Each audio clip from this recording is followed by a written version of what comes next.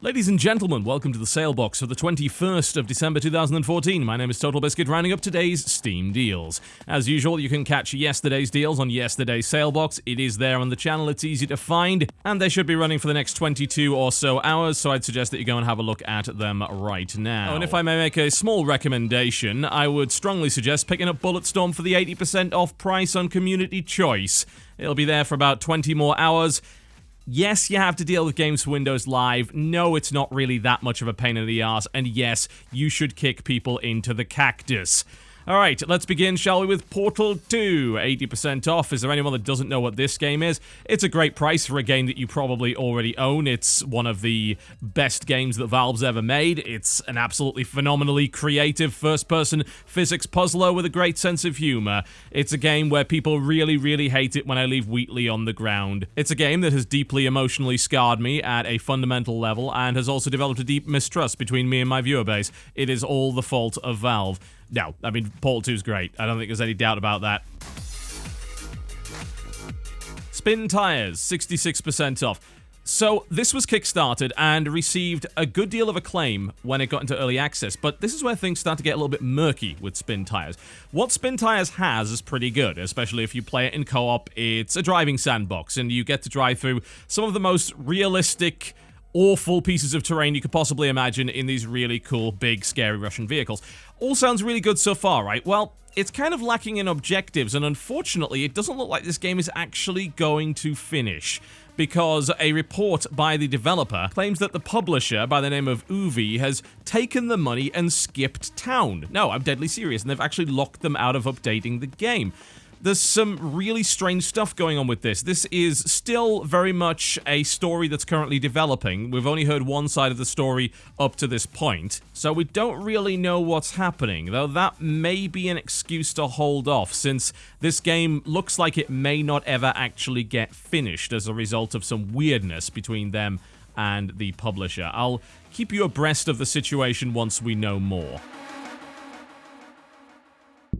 Elder Scrolls V Skyrim, 75% off. This goes on sale every single time. I assume most people own this game by now. This is a game that is improved immeasurably by the wealth of mods available for it. The base game is really not that great. I feel that it is lacking depth. The combat system has yet to really evolve into something that's any good whatsoever. But if you mod it, and you should mod it, there is tons and tons of gameplay to be found within Skyrim.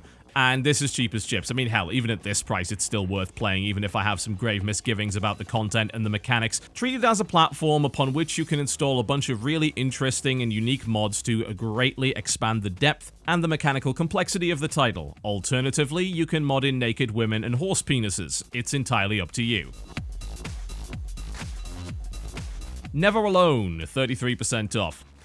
This is a game that may be worth playing if you happen to have, say, a child, for instance, and you wish to play it in co-op. I would not recommend playing this game in single player. The AI has problems, and unfortunately, that results in frustrating deaths. They are patching it, they are endeavoring to make the game better. They recently updated it at the start of December and improved the way that the bowler works and the way that the AI happened to work as well. It's a gorgeous game, and it's based on some really interesting material. I want to see many more games based on interesting cultures that we know very little about developed. I really hope that that happens.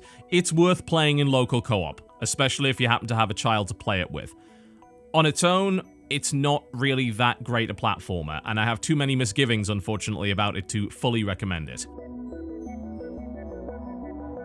Spore, 75% off. Wow. One of the most disappointing games that I've ever played. I remember this. This was the last time I got truly excited about a video game, back in 2008 when I used to do an old show by the name of TV Show About Video Games. God damn it, Spore. Why did you have to do that to me? It's a game that you can fool around with and have a decent amount of fun designing creatures, and then you'll realize that the damn thing has the depth of a bloody paddling pool. The problem is really the end game. It consists of what's essentially a set of mini-games that really doesn't come together into anything meaningful by the end of it. So by the time you get to the space stage, you realize, is that it? Is that all that's going to happen? And the answer is, for the most part, yes. Although you can expand it with Galactic Adventures, which does improve the end game somewhat. I still think this game's a giant disappointment. I don't care what anyone says. Five Nights at Freddy's 2, 33% off. It was fairly cheap to begin with, but there you go. You can also pick up the original, which is also very cheap. This game's a weird one. It's described as a horror game, but frankly, it's more of a time and resource management game with a bunch of jump scares in it for good measure. Who the hell would ever go to work at Freddy Fazbear's Pizza? I have absolutely no idea. You would have to be desperate, but I suppose you do what you gotta do in today's economy. This is the sort of game that has made people a hell of a lot of money on YouTube as a result of screeching into a webcam. Outside of that, this is a game that involves you watching rooms through a set of security cameras and hoping that you don't get eaten or killed by one of the inexplicably demonic animatronic animals that happen to be residing there. I do not in any way see the appeal. I don't. But it's got millions of views on YouTube, so how can they be wrong? Well, I can think of a few ways. Age of Mythology Extended Edition.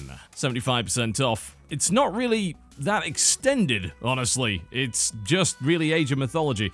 You remember when I was talking about Rise of Nations yesterday? Well, Age of Mythology unfortunately had an aesthetic which doesn't scale very well and doesn't really stand the test of time in the way that Rise of Nations did. It's not that Age of Mythology is a bad game, it's the fact that they released what is essentially the same game with a couple of new lighting effects at $30. Now, at the 75% off price tag, this is a little bit more reasonable as far as I'm concerned. Just don't expect wonders. It is not an incredible improvement over the original. It is still a decent game in its own right. The main complaint, other than it not being a big upgrade over the original and therefore not being worth the price tag, was the fact that the multiplayer wasn't working very well. A lot of players were reporting very laggy experiences, so if you're looking to play the single player or you're looking to play this locally, then it's a pretty good buy. It's not like Age of Mythology is a bad game. It's actually a great RTS. It's very, very good. It's just, even with the bit of spit and polish, it's certainly looking somewhat elderly these days. Pick it up for the campaign if you're itching for some classic RTS action.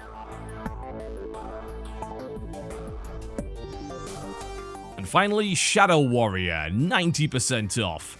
Absolutely, that's silly cheap for an incredible game. This was on one of my top 10 lists for 2013 because it was that damn good. It's a really good first-person shooter. It also happens to be a really good first-person swordplay game. It's developed by Flying Wild Hog. They made Hard Reset. They were involved in things like Bulletstorm and Painkiller. They are very, very, very good at what they do, and Shadow Warrior is an amazing reinterpretation of the old 3D Realms classic. It's totally worth it for that price. The only thing it's lacking is a multiplayer mode, but my god, is it a hell of a ride in single player. Great variety of weapons, excellent variety of sword moves, plenty of great enemies to take to pieces, lovely aesthetic, great graphical fidelity, cheesy puns, what more can you possibly ask for? Alright, well that would wrap me up for the day, but I'm also going to give you a little bit of information on a sale that I'm liking the look at over at Axiom Esports sponsor GOG.com.